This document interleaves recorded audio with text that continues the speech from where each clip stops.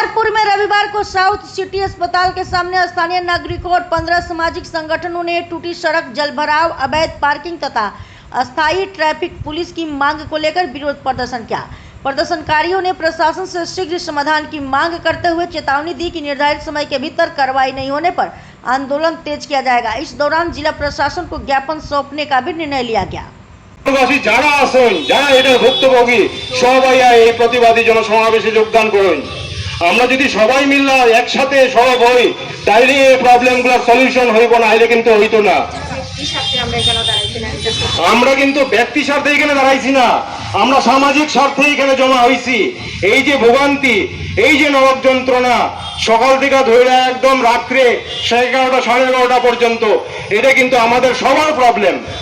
আজকে আমরা যদি সব বাইরে নাই, আজকে যদি আমরা সব একসাথে নাই, তো এই যন্ত্রণার থেকে কিন্তু আমরা বাইরে যেতে পারতাম না। গত 1.5 বছর থেকে আমরা প্রশাসনের স্মারকলিপির পর স্মারকলিপি দিতেছি, আমরা রিপ্রেজেন্টেশনের পর রিপ্রেজেন্টেশন দিতেছি, কিন্তু তারা আমরার কোনো কথাতে কানই দিতেছে না। 2টা ট্রাফিক পুলিশ মোতায়েন করা যায় না এই মেহেরপুরের এত ব্যস্ত রাস্তার উপরে? এই রাস্তা কি শুধু মেহেরপুরবাসীরা ইউজ করে? এই রাস্তা কি শুধুমাত্র আমরা লোকালাইটরা ইউজ করি? এই রাস্তার উপর দিয়ে কত রুগী যায়, এই রাস্তার উপর দিয়ে Silchar polytechnic, NIT, Assam university, মেডিকেলে যাওয়া পেশেন্ট, কত লোক যায়, হাজার হাজার লাখ লাখ লোক রোজ যায়, তাদের ভোগান্তি হয়।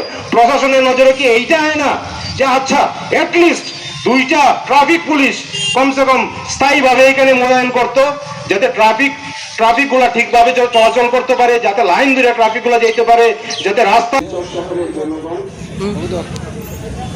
এবং আজকের এই প্রতিবাদী সভা আয়োজন করার যে 15টি সামাজিক সংস্থা, তাদের কর্মকর্তাদের জানাই আমার সংগ্রামী অভিনন্দন এবং শুভেচ্ছা। আমার বক্তারা খুব সুন্দরভাবে আমাদের এই প্রতিবাদী সভার কারণ আপনাদের সামনে তুলে ধরেছেন।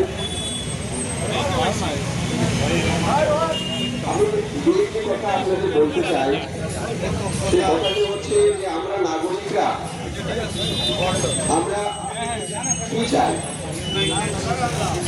আমরা যে ভোট দিয়ে আমাদের প্রতিনিধি নির্বাচন করেছি, আমাদের প্রশাসন, আমাদের বিভাগীয় আমলা, সরকারি বিভাগ, এদের কাছে আমাদের প্রত্যাশা কি?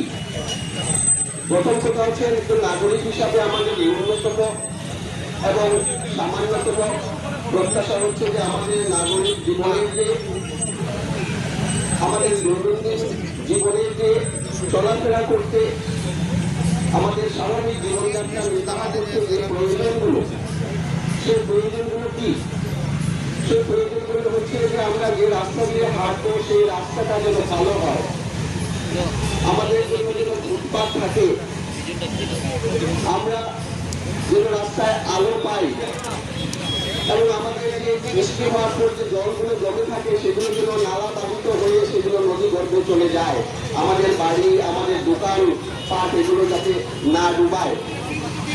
আমাদের এই প্রত্যাশা যে আমাদের রাস্তাগুলো যেন অবৈজ্ঞানিকভাবে নির্মাণ করা না হয় এবং যথাযথভাবে সরকারের নির্দেশাবলী যেরকম রয়েছে, রুলস রয়েছে, রেগুলেশন রয়েছে, সেই অনুসারে যাতে আমাদের রাস্তাঘাটগুলো নির্মিত হয় এবং রাস্তাঘাটগুলো তৈরি হয়, এইসব প্রত্যাশা আমাদের।